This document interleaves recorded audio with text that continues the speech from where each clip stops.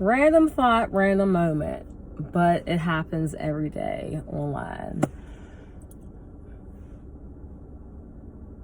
Believers do not realize every time they come on. I'm not talking about talk about things that's going on in ministry, sharing what's on your heart, not just blatantly being negative. I don't think believers, Christians, Christ followers, Jesus believers, Bible thumpers, whatever you want to call them and us, because I'm one too. However, I don't think that they understand that when they come on and talk so negative and they're being so toxic about the Christian church, about the Christian community, to people who are not believers, to individuals who left church and God, to individuals who are part of another religion per se, individuals who are upset with the church and perhaps God too, you are literally reestablishing a negative taste in their mouth. You're bringing back negative thoughts, because here's the thing. What I've noticed, there's so many people who are bashing the house of God, bashing leaders, bashing the church, and the same individuals who have so much to say, who are sharing so many toxic things, you see them still participating, you see them still preaching, you see them still doing all things church. So it made me think of how in relationships, mostly women, if they're trying to get out of a toxic relationship, or if they're with someone who is not treating them the best, and they get on a rampage in regards to talking so negatively about the boyfriend, the husband, whomever it may be. But it can be, of course, guys do this too, but it's predominantly females. You say all these negative things about what he did, what he didn't do, and then when things are better, we see you back with the individual.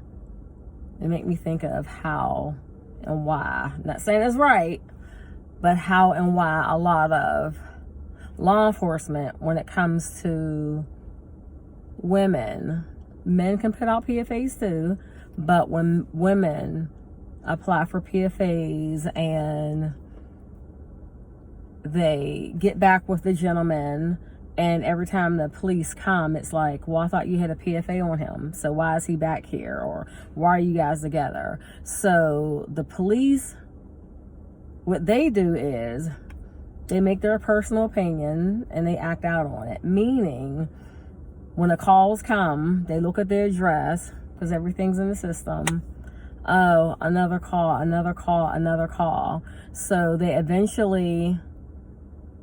they still come, but they take longer to come.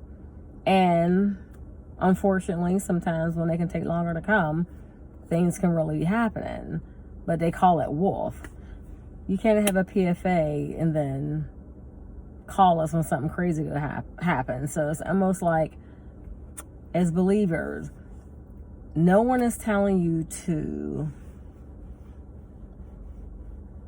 not speak on what you experience, not speak on what you see. But I think maturity, naturally and spiritually, would tell you what you should share, what you shouldn't share, especially on social media.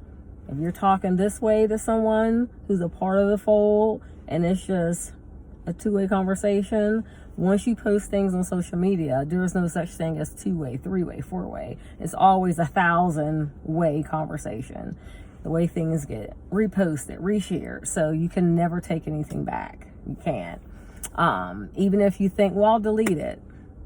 People know how to take videos, screenshots, record, all that good stuff. So, case in point, when you are frustrated, not with the church, you're frustrated with the bodies who are working inside the house of God. You're upset with those people. But when you spew it onto social media, you present it like it's God, the church, God, okay? And God doesn't fail us. He doesn't. I don't care what we go through, what we experience. God does not fail us. It is humanity. It's man. It's man. It's woman. They fail us. Man does not fail us. It is humanity. So when you talk crazy about the church, what the church doesn't do or what they do too much of, and all these isms and schisms, and then like when you're in a better mood, then you want to post flyers and come to this event and we're having a revival or convocation. It's like, why do you want me to come to anything that, not that you're having, but the church is having, when I have 2 weeks worth of posts or videos or ranting sessions of what leadership did or didn't do? And you see how crazy that looks? See how crazy that looks? So just stop. They always say, even before social media, how they would even tell us, especially again as women, as moms, like, when you're hungry, don't go shopping. When you're emotional, don't have a conversation about it. Like, don't bring it up to your kids, or don't bring it up to your husband, or don't bring it up to your boss. Like, if you're emotional, if you've just gone through the same thing with men. If you just left a meeting and the meeting didn't go the way that you wanted to, or if it's election time and you didn't get picked, or whatever the case may be. But how about, I feel that everyone who feels the need to spew and share and post about everything that happens from the time that the lights come on at church until like the benediction, social media must be the only space that you feel that you have an opportunity to share. When you're at work, there's only certain times and certain things you're permitted to share. When you're in the house of God, predicated even off of your position, there's certain times and certain things that you'll be permitted to share. Anything else, you look like you're just going rogue. But what about just like etiquette? What about maturity? Yeah. And for those who feel as if social media is their only space that they can share or be themselves, ask yourself, why is that? What happened in your life along the way that you feel like someone maybe has taken your voice away, or did not give you the outlet, the opportunity, the atmosphere to share what was on your heart, or whatever the case may be? That's a problem. That's a problem. You can be in the amongst of people, hardly talk. Don't matter where it's at, school, work, church, even amongst your own family. You share, but it's like this. But once you reach social media, your megaphone ministry is like out the water.